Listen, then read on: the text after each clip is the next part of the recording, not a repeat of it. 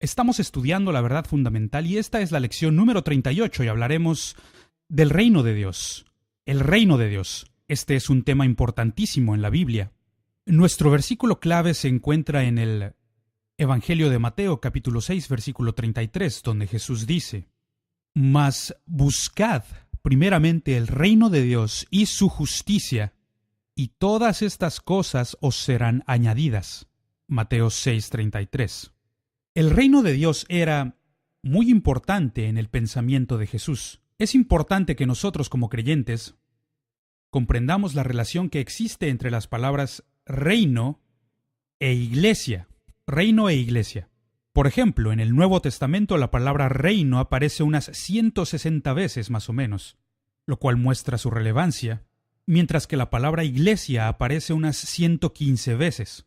Ahora, por favor, permítanme definirles estas palabras para que lleguemos a una buena comprensión de ellas. La diferencia entre reino e iglesia. La palabra reino significa el dominio del rey. El dominio del rey se refiere al territorio o el espacio geográfico sobre el cual el rey gobierna o domina. De eso estamos hablando cuando hablamos sobre reino. El reino de Dios es el gobierno o el dominio de Dios justo aquí en la tierra. De eso estamos hablando. Entonces, el gran propósito de Dios es la extensión de este reino, la expansión de este reino, que este reino llene la tierra. Cuando llegó Jesús, cuando llegó Juan el Bautista, llegaron anunciando que el reino de Dios está aquí, ha llegado, y este continúa expandiéndose por todo el mundo.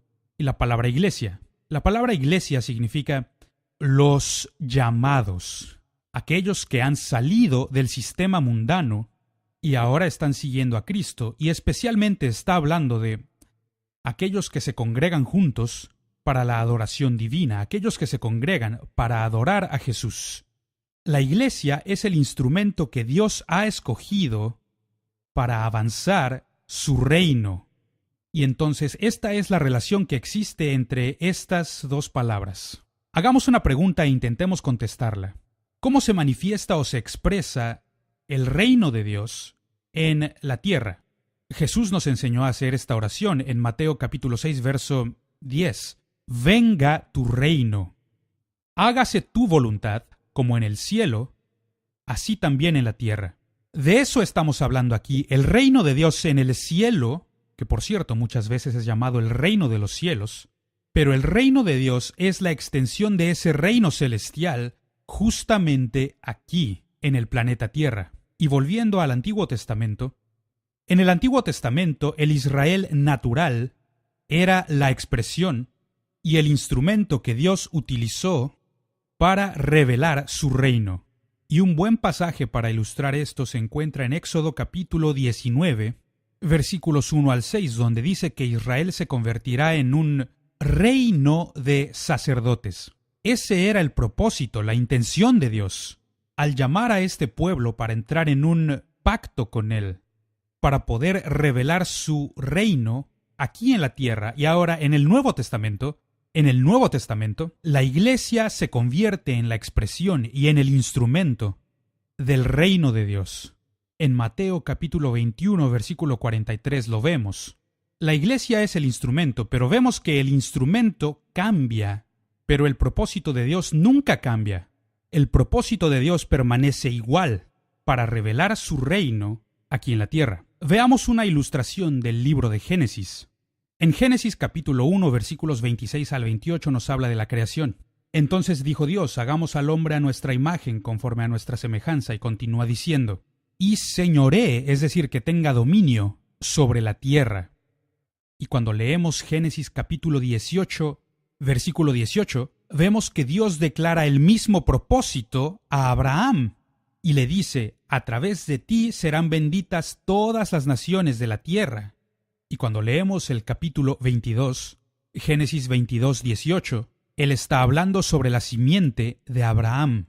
Entonces comenzamos con la humanidad, comenzamos con un hombre, con Abraham, y ahora hablamos acerca de sus descendientes, su simiente, sus hijos. Entonces el instrumento cambia, pero el propósito de Dios nunca cambia. Aquí hay otra buena pregunta. ¿Cuál es el concepto neotestamentario respecto al reino de Dios? Vamos a examinarlo. Punto A. El reino de Dios no es un reino de este mundo. Jesús lo dijo con mucha claridad. En Juan capítulo 18, versículo 36, donde Jesús dice, mi reino no es de este mundo. Mi reino no es un reino nacional y tampoco es un reino material. Entonces, si alguna persona te dice que su nación es el reino de Dios, no. Eso no es de lo que Jesús está hablando. Punto B. El reino de Dios es espiritual, como lo dijo Jesús en Lucas capítulo 17, versículos 20 y 21. Él dice, el reino de Dios es un reino espiritual y este reino se encuentra dentro de ti. En otras palabras, es un reino espiritual, no es un reino en lo natural o literal, es espiritual. Punto C. El reino de Dios es justicia, paz y gozo en el Espíritu, y esto lo encontramos en Romanos capítulo 14, versículo 17. Y luego Pablo menciona que el reino de Dios es con poder. Primera de Corintios 4:20 y otra vez Marcos capítulo 9, verso 1. Y aquí está hablando de poder espiritual o el poder del Espíritu Santo. Entonces, de lo que estamos hablando aquí hoy es que el reino de Dios ahora mismo es un reino espiritual del pueblo de Dios por todo el mundo. Punto E. Debemos buscar el reino de Dios. Ese es nuestro versículo clave. Mateo 6:33, buscad primeramente el reino de Dios y su justicia. Entonces, como creyentes, esa debe ser nuestra prioridad, el buscar las cosas del reino, buscar el reino. Punto F. La única manera en que podemos entrar al reino de Dios es a través del nuevo nacimiento espiritual. Esto lo vemos cuando Jesús dijo en Juan capítulo 3, versículos 1 al 5, el que no naciere de nuevo no puede ver el reino de Dios. Este es un reino espiritual y la única manera en que podemos formar parte de él es naciendo de nuevo, de Dios. Aquí hay otra buena pregunta. ¿Qué es lo que significa la iglesia? La iglesia. Como ya dijimos, la iglesia es el instrumento final para la expresión y la demostración y extensión del reino de Dios. Dios está usando a la iglesia para expandir su reino por todas partes del mundo. Entonces, los conceptos de reino de Dios y de la iglesia están conectados y no pueden ser separados. Quiere decir que la iglesia es parte de este reino. Y el reino de Dios es mayor porque este reino no solamente concierne a la iglesia aquí en la tierra, sino que también concierne a las cosas celestiales. Pero no puede separarse al reino de Dios de la iglesia porque están interconectados. Básicamente, la iglesia es revelada de dos maneras. Número 1, la iglesia invisible. Y este es ese reino espiritual del que estábamos hablando. Es la iglesia universal, alrededor del mundo. Estos son creyentes que ni tú ni yo hemos conocido, pero que están siguiendo a Cristo Jesús. Ellos han nacido de Dios. Y un buen versículo para esto está en Efesios capítulo 3, versículo 21, y de nuevo en Hebreos capítulo 12, versículos 22 y 23. Y aquí está hablando de la iglesia invisible, que está por todo el mundo, por todas partes del mundo. Esta es una unidad maravillosa y es un cuerpo espiritual. Y es la habitación del Espíritu Santo, y tiene a Jesucristo como su cabeza.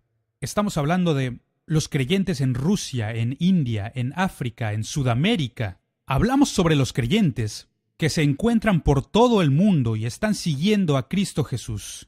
No está hablándose de la iglesia en un sentido visible. Esta es una unión invisible de todos los creyentes en Cristo Jesús. Por ejemplo, esta escritura, Efesios capítulo 2, versículos 19 al 22, y en Primera de Corintios capítulo 3, verso 16. Habla de los creyentes que están por todo el mundo. Nosotros podemos verlos y puede que tampoco les conozcamos o que nunca llegaremos a conocerles en esta vida. Pero ellos son seguidores de Cristo y forman parte de lo que llamamos la iglesia invisible, este reino espiritual que es manifestado aquí en el planeta Tierra. Y luego está la segunda parte de la iglesia. no solo existe la iglesia invisible, sino también está la iglesia visible. Y al decir iglesia visible, hablamos de la iglesia local. Escúcheme con atención. No es suficiente con que nazcamos de Dios y formemos parte de su reino invisible. Nosotros, todos nosotros, necesitamos formar parte de la iglesia local, ser miembros de una iglesia local. Todos nosotros debemos poder responder la pregunta: ¿quién es tu pastor? Debemos formar parte de un cuerpo local de creyentes. Esto lo encontramos en Mateo capítulo 18, versículos 15 al 20, donde Jesús está hablando sobre la iglesia, y habla de ella en un sentido literal. Habla sobre la iglesia en un sentido visible. Ve a la iglesia. ¿Cómo puedes hacer esto? A menos que sea visible, a menos que sea algo de lo que tú puedas formar parte. Entonces, cuando hablamos de la iglesia visible, hablamos de un grupo de creyentes en algún lugar específico. Y de nuevo, hacemos referencia a Mateo 18:20. Ve a la iglesia y dile al liderazgo de la iglesia. Y él habla de una iglesia local, una iglesia visible, física, de la que podemos formar parte. Número 2. Nos reunimos con el propósito de adorar a Cristo Jesús. Esa es nuestra meta, exaltar a Jesús. En Juan 4:24, los adoradores que adoran al Padre en espíritu y en verdad. Número 3. Están marcados con una confesión de fe. Es decir, declaramos con claridad que nosotros somos creyentes, somos seguidores de Cristo. Y un buen versículo para esto es Romanos capítulo 10, versos 9 y 10. Otra de las distinciones de esta iglesia visible es que vivimos una vida disciplinada, un estilo de vida. Mateo 28, versículos 19 y 20. Es un estilo de vida que nos permite desplegar nuestra fe en Dios. Número 5. Nos encontramos bajo la supervisión de ministros dotados. Efesios capítulo 4, versículos 9 al 13. Recuerde que dijimos que si no eres miembro de la iglesia local no podrás responder a la pregunta de ¿quién es tu pastor? Pero si eres parte de la iglesia local, entonces es muy fácil decir quién ha sido puesto en tu vida de parte de Dios como líder espiritual, como tu pastor. Número 6. Están establecidos en los principios doctrinales de Jesús. Hechos 2:42 y Hebreos 6:1 y 2. Buenos pasajes para ilustrar esto. Punto número 7. Se guarda la memoria de la muerte y la resurrección de Cristo Jesús. Es lo que llamamos la mesa del Señor, cuando nos congregamos para juntos recordar lo que Jesús hizo por nosotros. Esto lo encontramos en 1 Corintios capítulo 11, versículos 23 y 24. Y luego, número 8, está localmente gobernada, sin embargo tiene compañerismo con otros creyentes. Se trata de creyentes tanto locales y creyentes que están esparcidos por todo el mundo, porque el viajar y el trasladarse se ha vuelto tan común en nuestro mundo actual que te puedes subir a un avión hoy y mañana estar al otro lado del mundo. Esto lo he hecho muchas veces y he encontrado que hay creyentes, seguidores de Jesucristo. No estamos solos en nuestro compañerismo, tenemos compañerismo con otros creyentes. Apocalipsis 1, versículo 11 y Filipenses capítulo 1, versículo 1. Ahora formulemos otra pregunta. ¿Cuándo va a regresar el rey? Si hay un reino, debe haber un rey. ¿Quién es ese rey? Es Jesús. ¿Va a regresar Jesús al planeta Tierra? Son buenas preguntas, y aquí un buen pasaje para responder. Hechos 1:11. Este mismo Jesús, que ha sido tomado de vosotros al cielo, así vendrá como le habéis visto ir al cielo. Hechos capítulo 1, versículo 11. Es decir, Cristo Jesús va a regresar visiblemente, físicamente, al planeta Tierra otra vez. Existen muchos puntos de vista cristianos sobre el regreso de Cristo, y me gustaría prevenirte en este punto, no te vuelvas tan dogmático, porque he conocido muchos buenos creyentes con diferentes opiniones acerca del regreso de Cristo. Ahora quisiera señalar las 3 o 4 principales creencias respecto al regreso de Jesús. Punto A, lo que conocemos como la pretribulación, y esa es la posición en que yo creo. solo porque tiene más sentido para mí que cualquiera de las otras creencias. Pero yo conozco buenos creyentes que creen en otras posiciones y son cristianos y cristianas decentes en el reino de Dios. Nunca hagamos que el reino de Dios se divida por la profecía que todavía no ha llegado a su cumplimiento. Pretribulación quiere decir que Jesucristo regresará antes de que comience la gran tribulación. También se conoce como antes del milenio. Y aquí tenemos dos pasajes que son populares con aquellos que suscriben esta doctrina.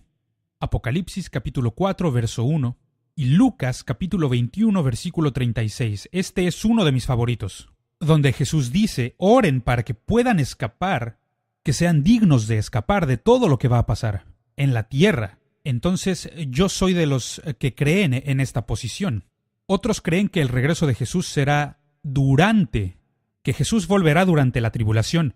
Algunas personas creen que Jesús volverá cuando la gran tribulación ya haya comenzado, que es un lapso de 7 años, y ellos creen que pasarán 3 años y medio y luego Jesús regresa y transcurren otros 3 años y medio.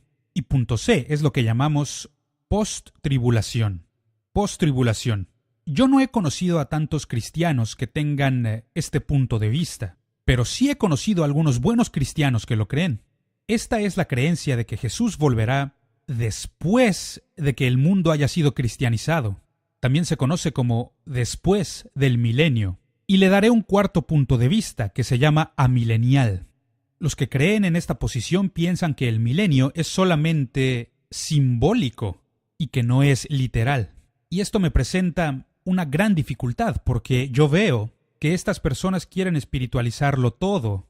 Y el problema es que cuando comienzas a espiritualizarlo todo, es que al darle un sentido espiritual a todo, ya no queda nada natural ni literal.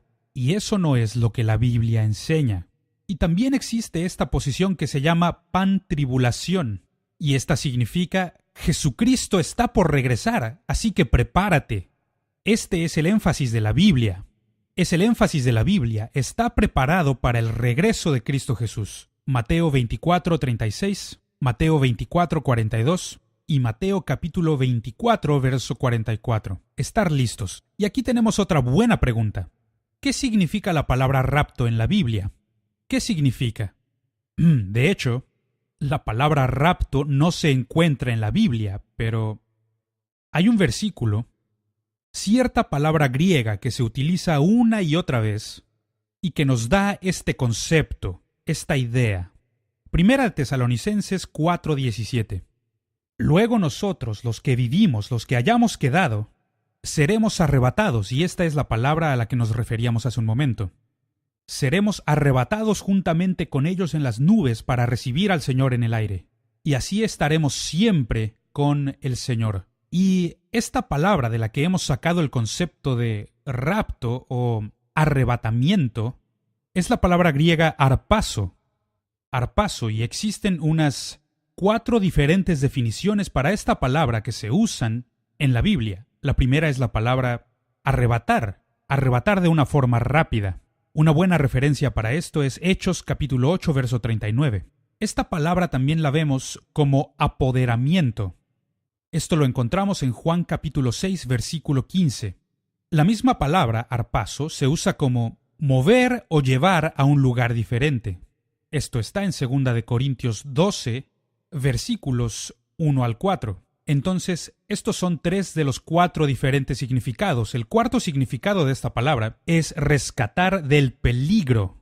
Hechos 23, versículo 10. Entonces, cuando juntamos estos significados, resultará en el concepto que nosotros conocemos como rapto, el rapto. Ahora, algo que quisiera enfatizar es que la doctrina de el rapto no es lo mismo a lo que algunos conocen como escapismo.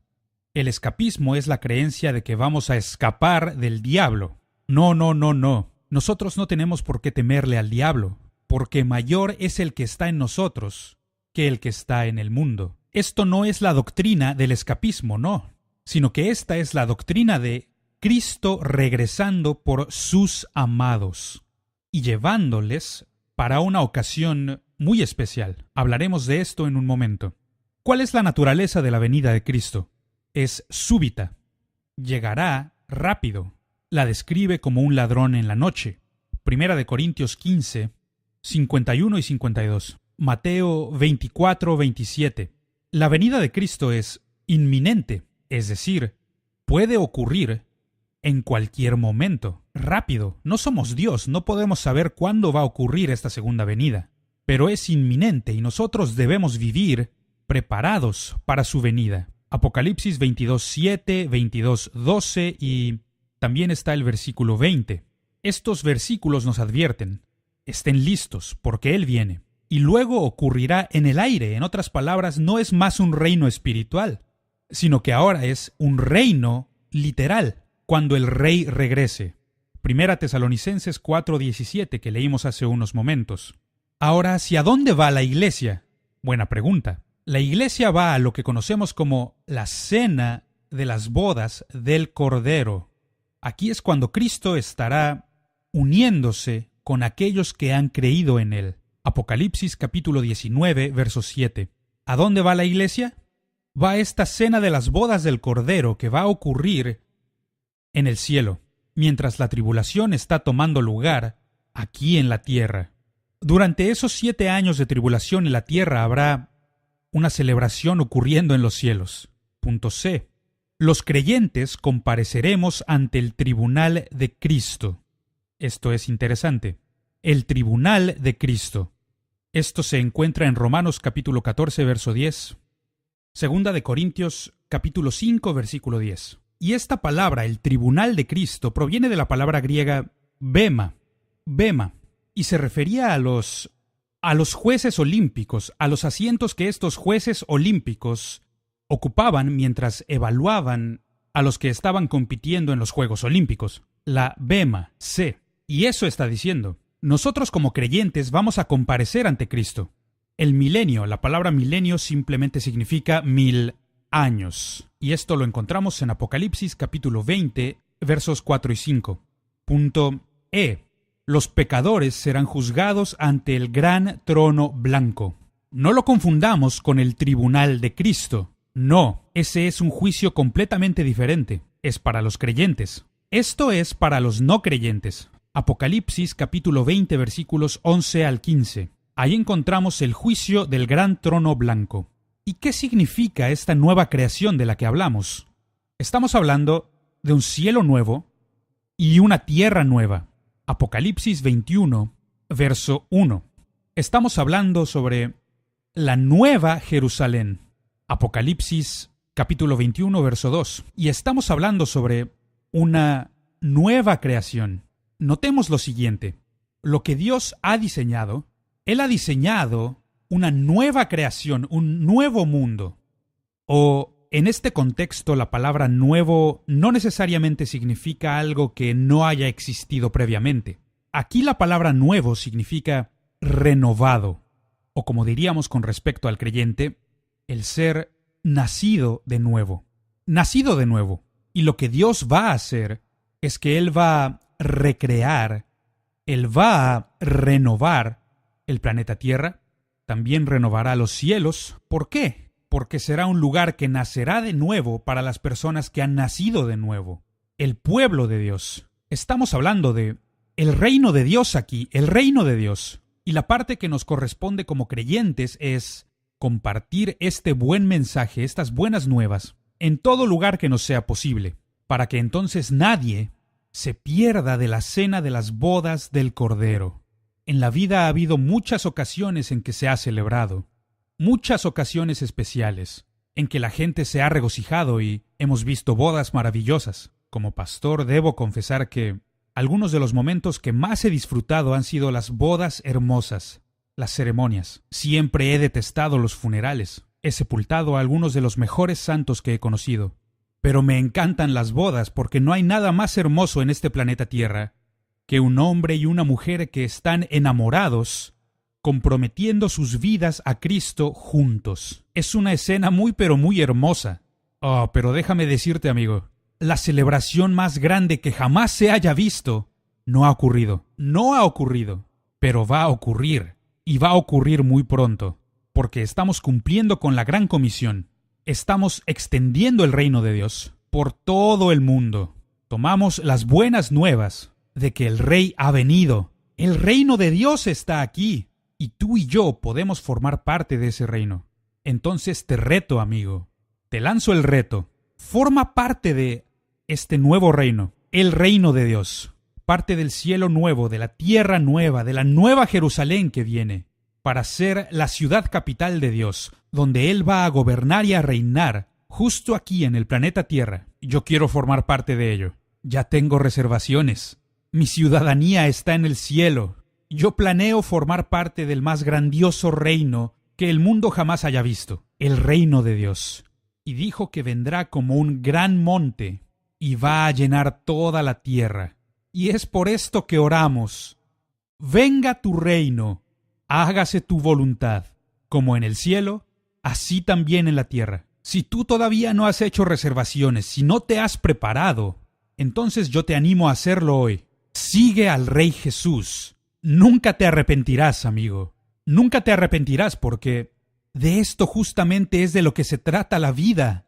La vida solamente es una preparación para ese reino eterno, que ahora mismo es espiritual, pero algún día cuando el Rey regrese, entonces será un reino literal que llenará toda la tierra. Un cielo nuevo, una tierra nueva, para un pueblo nuevo, el pueblo de Dios. Mi oración para hoy es que en tu viaje cristiano puedas llegar a descubrir esta verdad tan personal, que el reino de Dios está en tu interior y que tú formas parte de este reino espiritual. Yo te animo a que compartas las buenas nuevas por todos lados con todos, para que ellos también puedan encontrar su parte en el reino de Dios. Que Dios te bendiga en tu viaje espiritual mientras seguimos los pasos del Rey Jesús.